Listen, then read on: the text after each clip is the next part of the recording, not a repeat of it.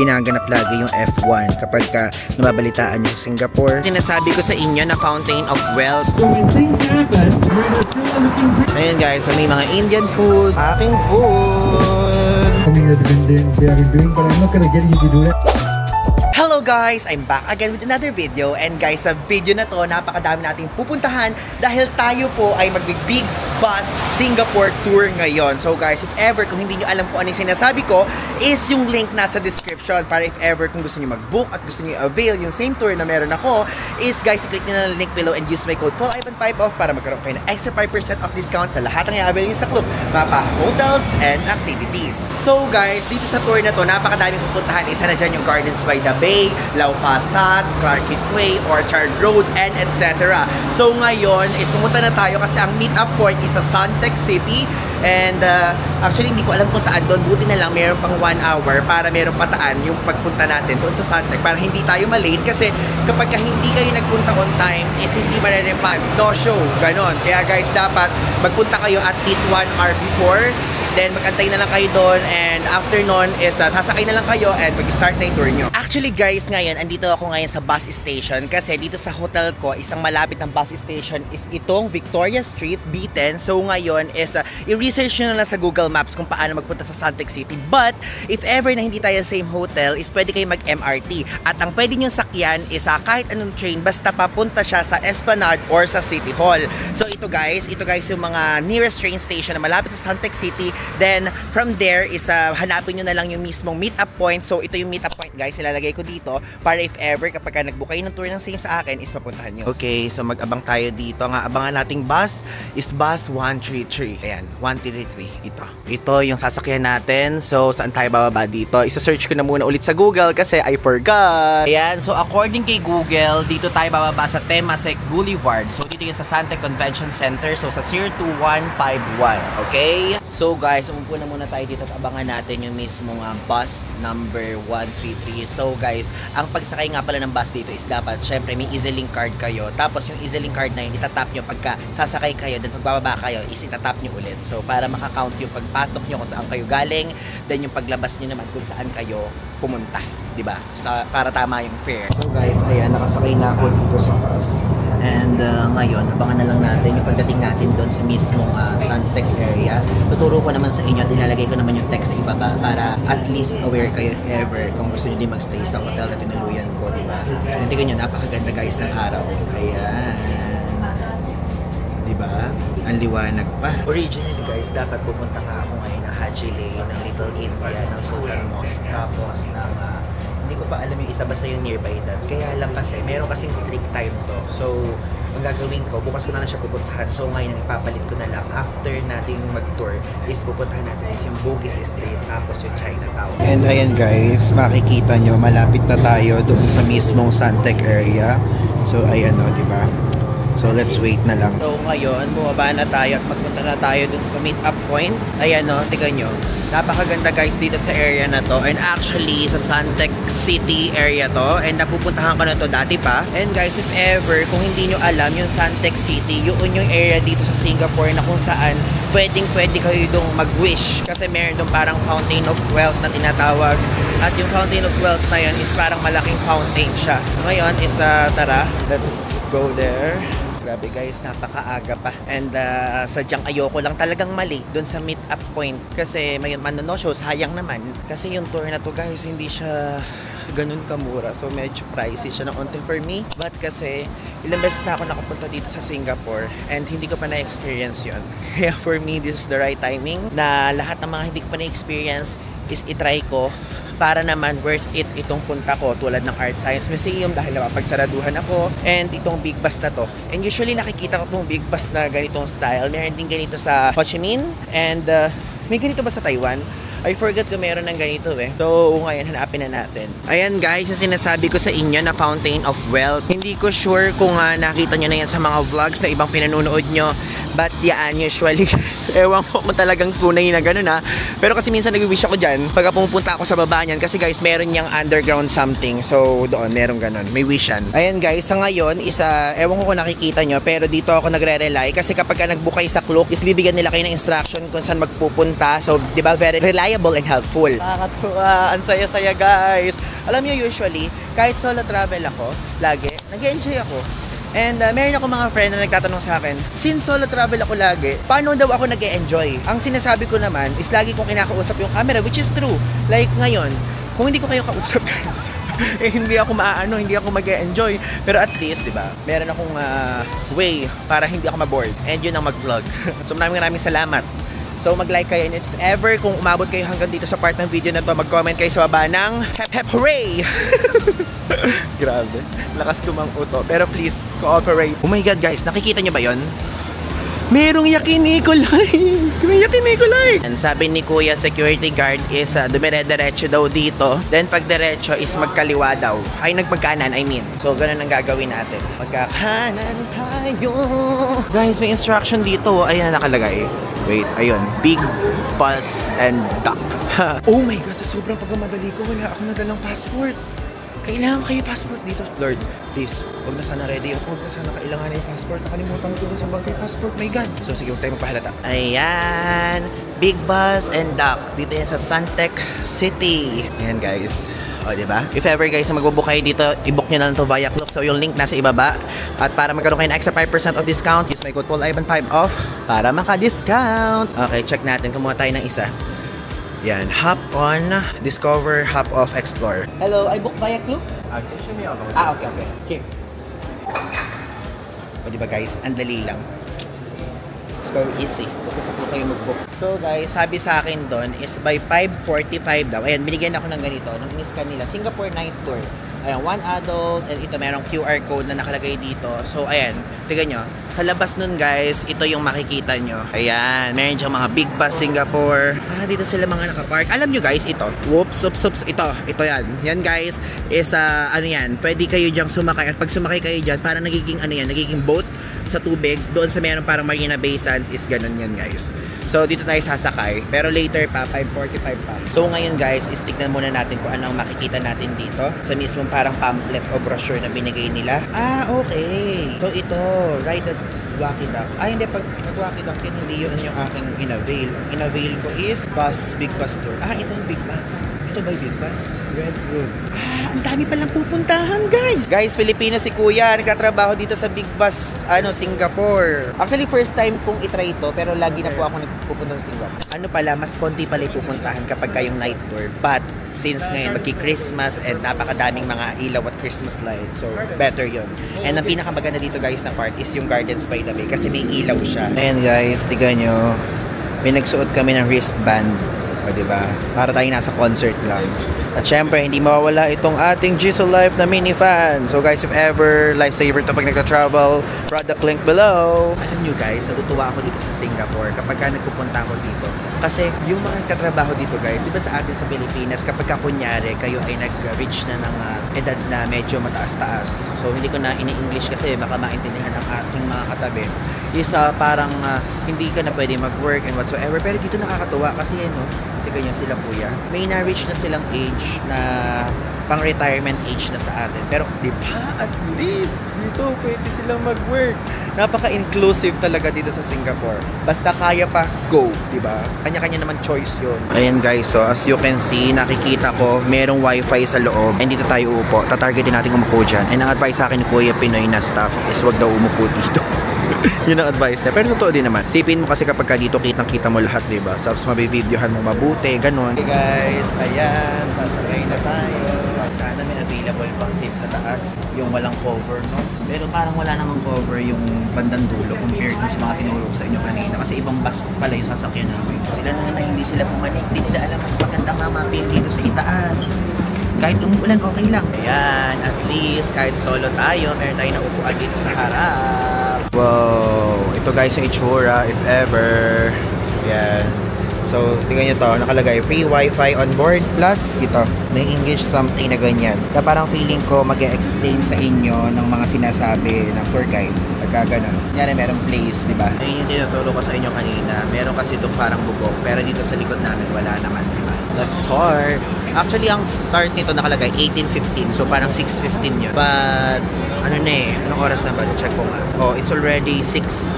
So, ang aga pa pala ng 6, no? Meron pang araw. Me as Captain Nelson, and you're all because on our night city tour.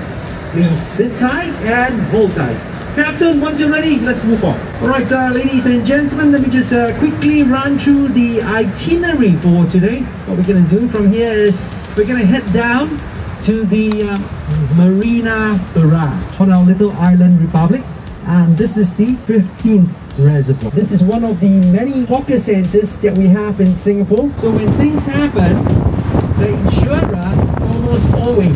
Ayun guys, in the shops. Next thing is, because this tour is notorious for encountering low-hanging branches. Brand yung nandyan. My name, yeah. The other guy is female, I'm male, obviously. Yeah? So just ask, is this a male or female guy? Oh, it's a male guy, because my name is Roger. So the password that I normally like to use is Roger the Dodger. Roger the Dodger. Yeah. Okay guys, andito tayo ngayon sa first stop. Ang first stop natin is ang Marina Barrage. So ayan si Kuya Tour Guide. Ayan guys, tignan nyo. Medyo mahaba yung lalakarin dito daw. Hindi ko alam, first time ko dito. So, sundan na lang natin si Kuya Tour Guide. Ayun siya. Ayan siya yan. Ay, ayun nga.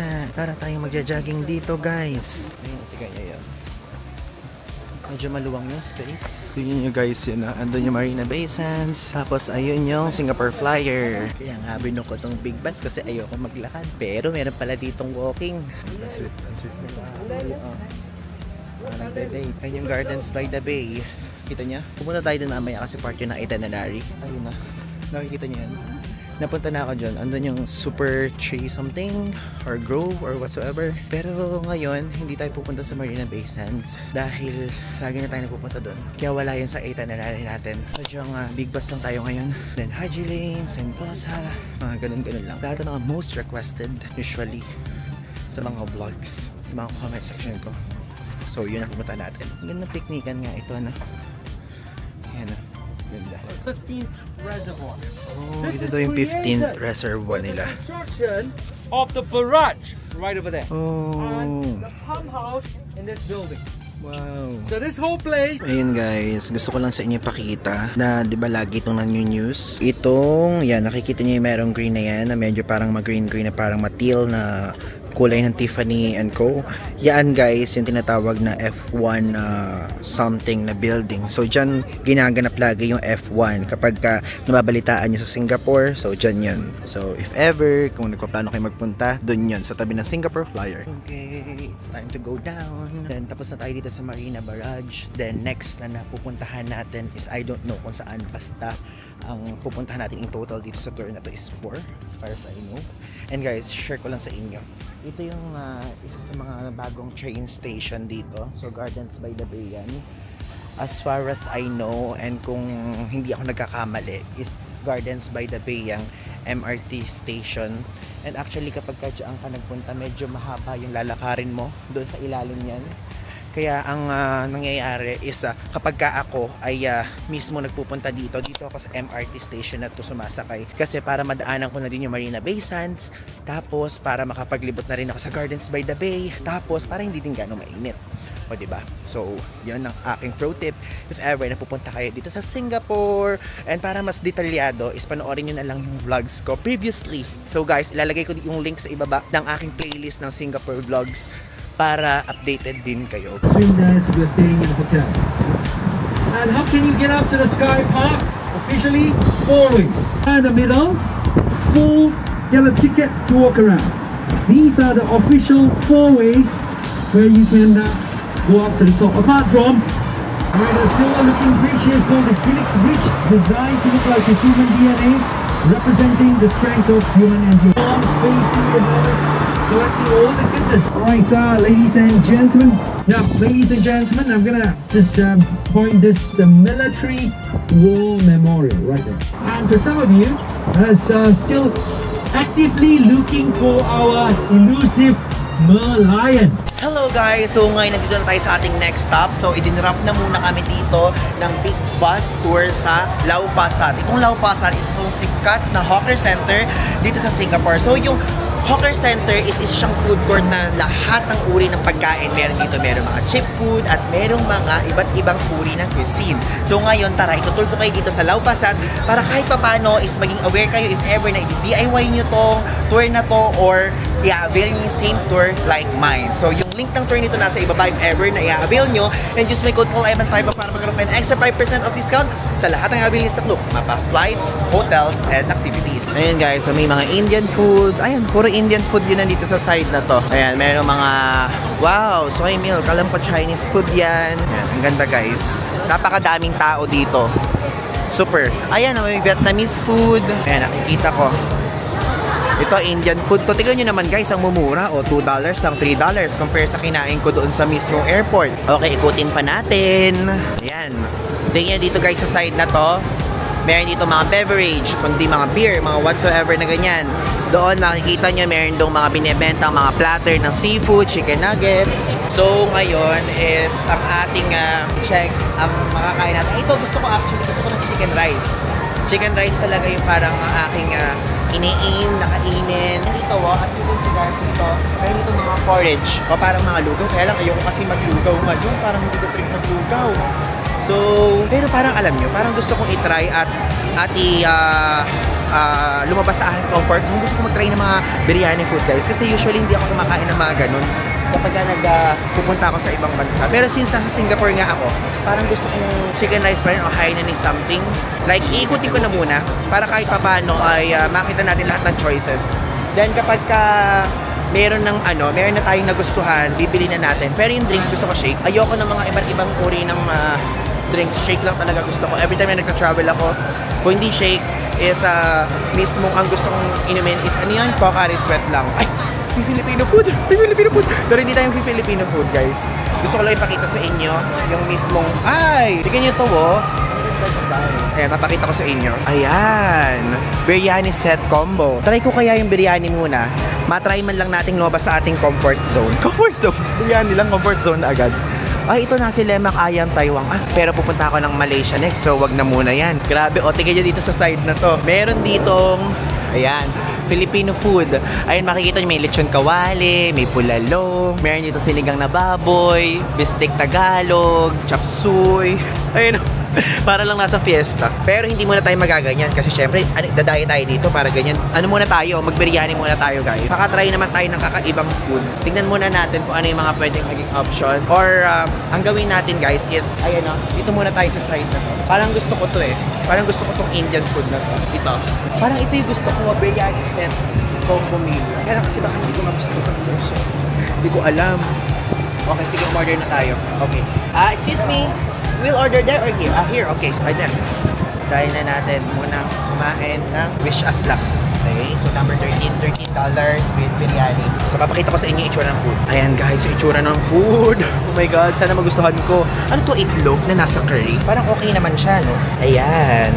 Parang okay din. Okay, let's taste it. I want biryani set combo meal.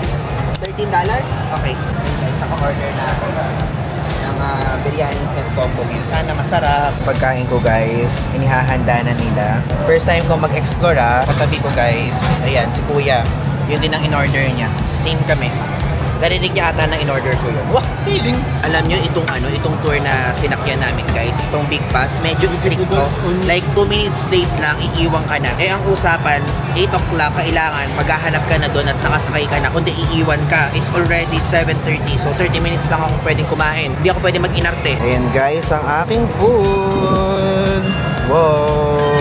Okay guys, so ito yung aking in-order na food and drinks. So guys, ito, ang halagang ito, 5.90 SGD, tapos ito, 13 SGD. So ito yung total price niya. So actually, ito feeling ko curry ito, pero ito hindi ko alam. Bakit green ang itsura niya guys? First time ko talagang kumain ng ganitong klaseng authentic na food. Okay, let's try it! They have been doing, but I'm not gonna get you to do it. Stay seated, not to worry. So, andito na kami sa next stop namin. Sa Gardens by the Bay. Daming Christmas light kasi magpapasko na. Right here, these are the three super trees. Goes to a system of photosynthesis to collect energy from the sun. So solar yun. Two of the super trees. Okay. Ganda yun. What is this? This function like for hot tree waste.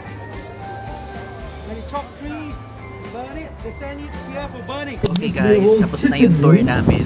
Inihahatid na kami isa-isa sa mga bus stops. Europeans So, depende or the naman. English would Ako, have doon ako their uli sa Suntec. Kasi Friday kabisado ko na yung bus from curry there lunch, going yeah? to our hotel. traditionally, So, for some reason, I don't know why they must have Narinig nyo ba? curry. So, yun, This is our lamig. last and Hindi ko final pinagsisisihan stop, ladies itong and tour na to. gentlemen. So please get yourself ready. Of course, city, ladies and gentlemen. Bye-bye. Bye-bye na kami. Thank you so much. Thank you, sir. Thank you. Good night. Thank you. So guys, tapos na yung ating tour at ngayon nahanapin ko na kung saan yung bus stop going to our hotel, which is sa Aliwal Park Hotel. So ngayon, syempre, since meron naman tayong SIM card, let's navigate, then let's go back sa ating hotel. Pero syempre, hindi ko naman sa inyo papakita yun kasi hindi naman yun relevant dito sa theme or topic nitong ating vlog. So guys, so nga pala, if ever na nagustuhan nyo tong tour na to, okay siya for me, gabi siya, hindi siya ganong mainit, sadyang mainitin lang ako, kaya nakikita nyo na nagbibintilador ako. So guys, yung link nasa ibaba if ever na gusto nyo. So Big Bus Singapore Tour ito, and lahat ng mga pupuntahan ay nasa video description, okay? So check nyo na lang, and guys, yung link kapag magbubook kayo is nasa baba, and also you can use my code PaulIvan5off para lagi kayong may discount kapag ka magbubook kayo ng hotel and activities sa Klook, okay? So yun lang, thanks!